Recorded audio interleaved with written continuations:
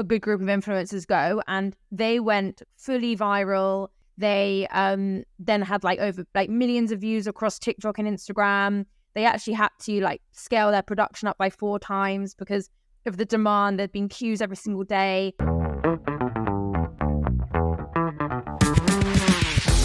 Hey, Asti, welcome to the show. How are you? I'm good, thank you. Thank you for having me.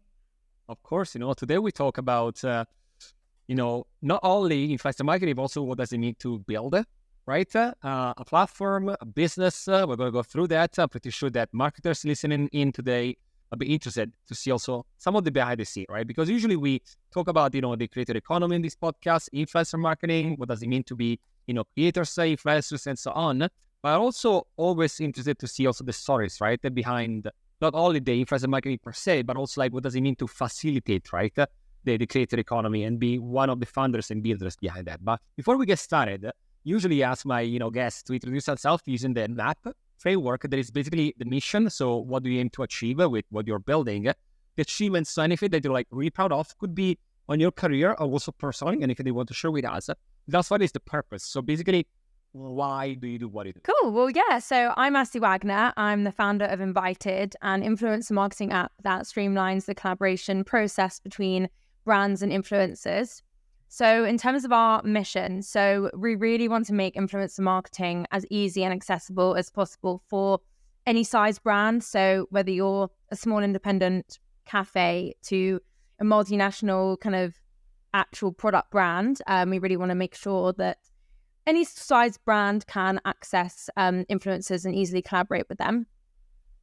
Moving on to achievements. So some notable milestones, I would say, in my career. So how the whole Invyted platform came about was actually from my personal experience as a food blogger myself. So I've run a food account for a couple of years now on Instagram with only my close friends following, but actually managed to get a couple of my videos to go viral. So grew from less than 500 followers to over 10,000 within 9 months. And then ever since that point, it's kind of completely blown up. So I've got now kind of over 40,000 on Instagram and over 12,000 on TikTok. And I would say one of the milestones is probably hitting the 10,000 mark. That was always kind of my goal, but never really expected to hit that mark. And that's actually at the time when I came up with the idea of Invyted, because when I hit the 10,000 mark, I started to get contacted a lot by brands and restaurants and venues to come in and experience a meal or go to a launch event for a new site, and thought the whole collaboration process was just a nightmare, really, because I was just getting a lot of emails and DMs. So yeah, I'd say it was the 10,000 mark. And our purpose at Invyted, so being a creator myself, I've kind of been there and seen the problem on the influencer side. And I've also actually worked at a PR agency for restaurants. So I've seen the problem from the other side, actually reaching out to creators, finding them to collaborate.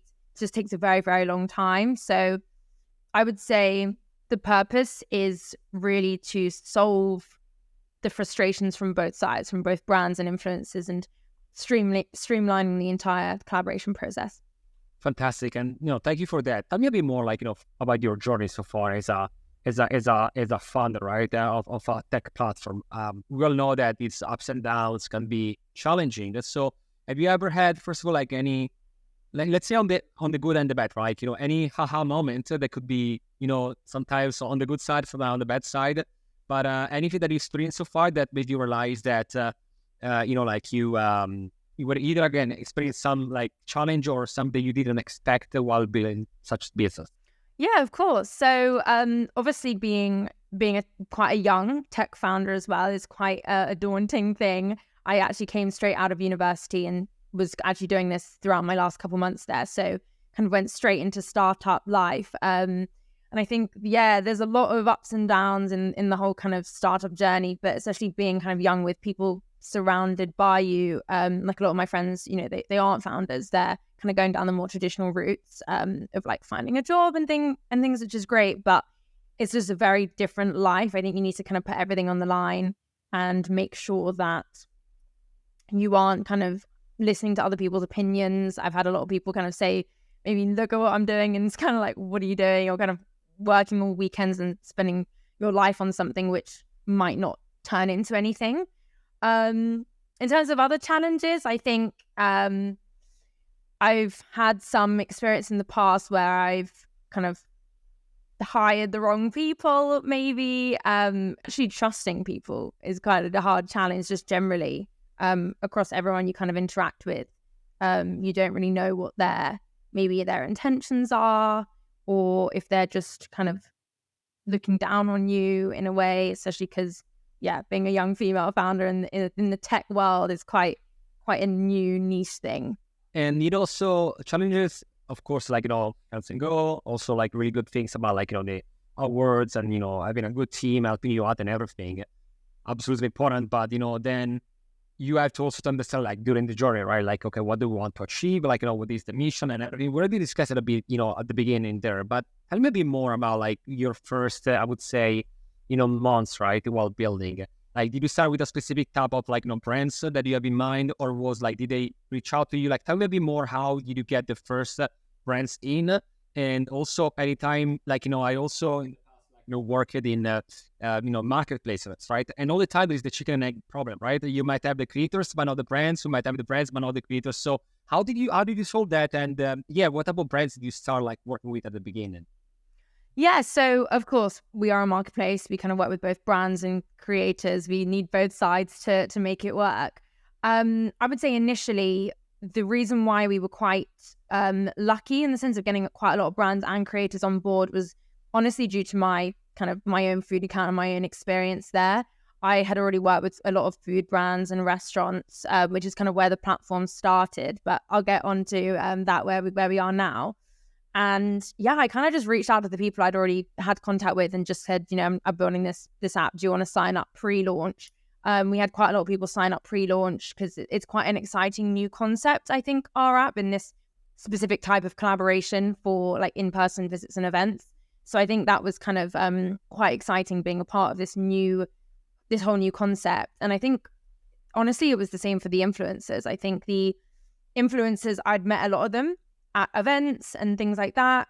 Just being a creator, having been invited to a lot of events from various different brands. So I just reached out to them and I just explained what I was doing. And at the time, a lot of them was like, wow, I can't believe this isn't already an app. Like, that's amazing. Kind of like, it's going to solve a lot of problems. So we had quite a lot of brands and creators initially pre-sign up. And then obviously when we went live, they all downloaded the app and we were kind of already starting to work with people instead of launching and then trying to get brands on board. We definitely did it, in advance. What do you think that is, like, on the brand side, what do they like the most? Is it like the sourcing the influencers that can join for, let's say, like, go to a restaurant and do a review? Is it the communication part? It is about, like, tell me a bit more about the main things that you're, like, solving here on the brand side. Then we can also get on the creator, but I'm interested, like, whenever we talk with brands, what is the thing that are, like, the most excited when you look at your platform?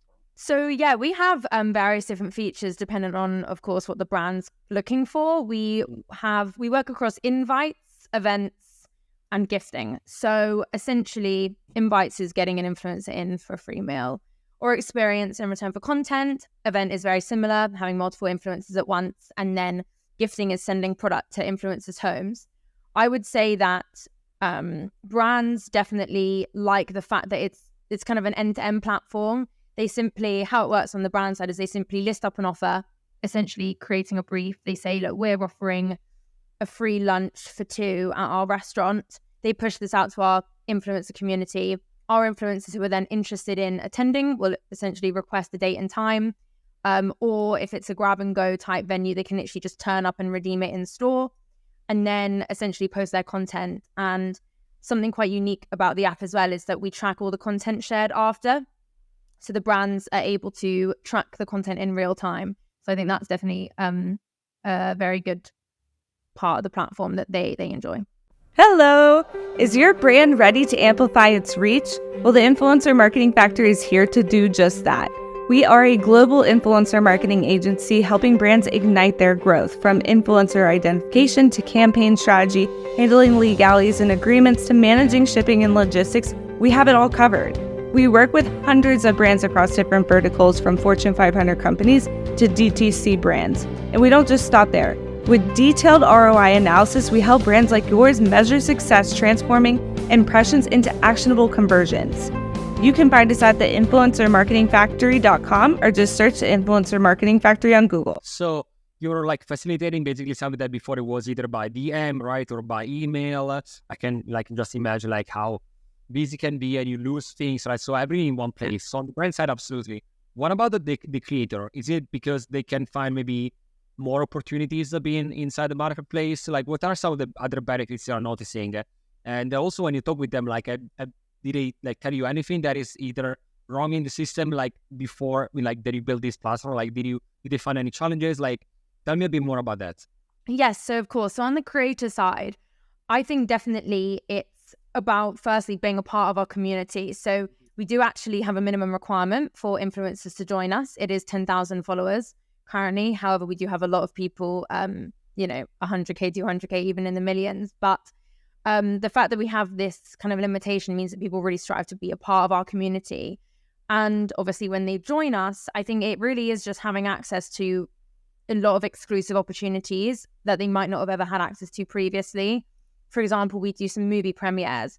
I think that some of the creators on our platform would never have been directly contacted by the movies or getting invited to the premieres, but through our app, they've got the opportunity to kind of apply, and then the brands are very happy to kind of host them if they have the capacity at the venue.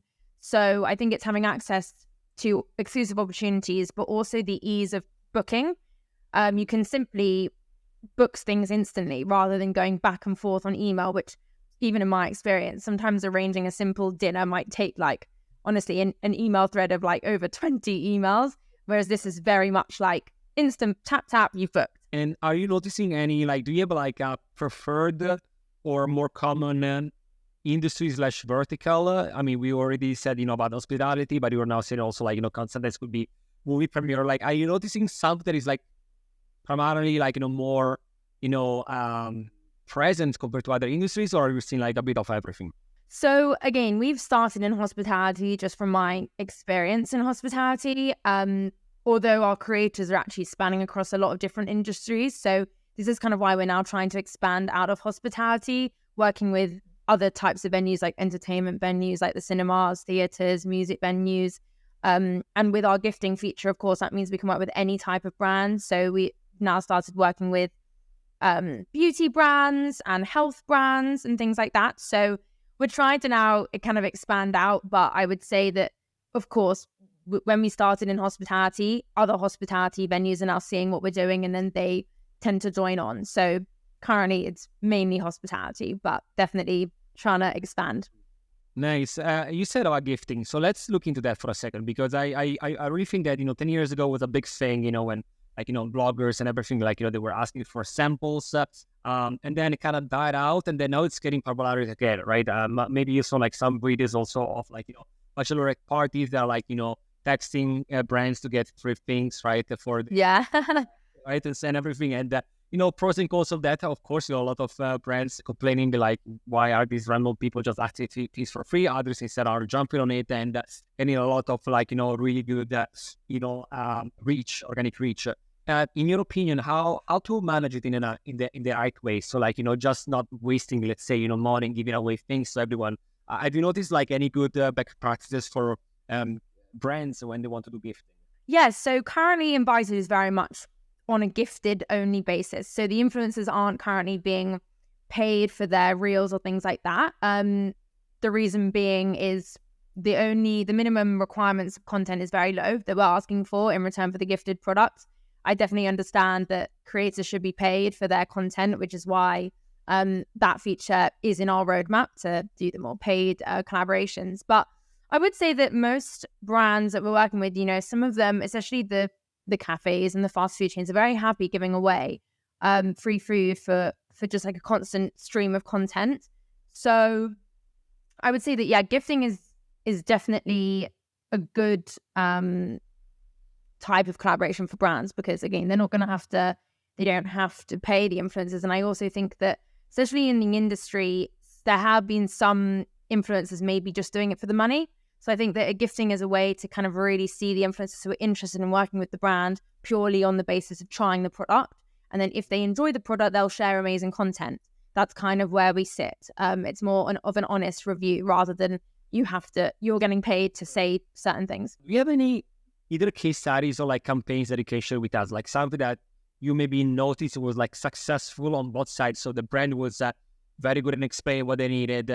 They were like, thoughtful when it came to the sort of briefing the people. And on the other side, maybe you saw really good UGC content made by creators or influencers that could, like, do you have anything to share with us? Yeah, so we actually work with this brand called La Marichu. It's a very small Basque cheesecake cafe in London, and they launched last year, at the end of last year, so around like the end of November, and we worked with them around their launch. So essentially, they were just offering very simply like a slice of cheesecake for the influencers to go and try, and they had a good group of influencers go, and they went fully viral. One influencer went and her video got like over 300,000 views, and then off the back of that influencer, another one of our influencers went, and then it's just spiraled out of control. They then had like over like millions of views across TikTok and Instagram. They actually had to like scale their production up by 4 times because of the demand. There'd been queues every single day. And I think that just shows like it was just gifted. The influencers weren't being paid, but because they wanted to showcase the product and how amazing it was, and how to kind of help out a small independent, I would say as well, that really, really helped. And I think that especially them, like they were just hearing one product, so that really helped them go viral as well. I think that also helps if you've got like one specific product that goes viral. Always helps people. Yeah, it's the same concept of whenever you send someone to a landing page with one product with maybe a specific discount code, instead of sending someone to their own page, right? Like, because then you get like this sort of paralysis type of thing, right? When you have like too many options and you don't really buy anything. While if you said it's like it's easy, it's a slice of cheesecake, that's it. You get it, so you said like a great organic reach.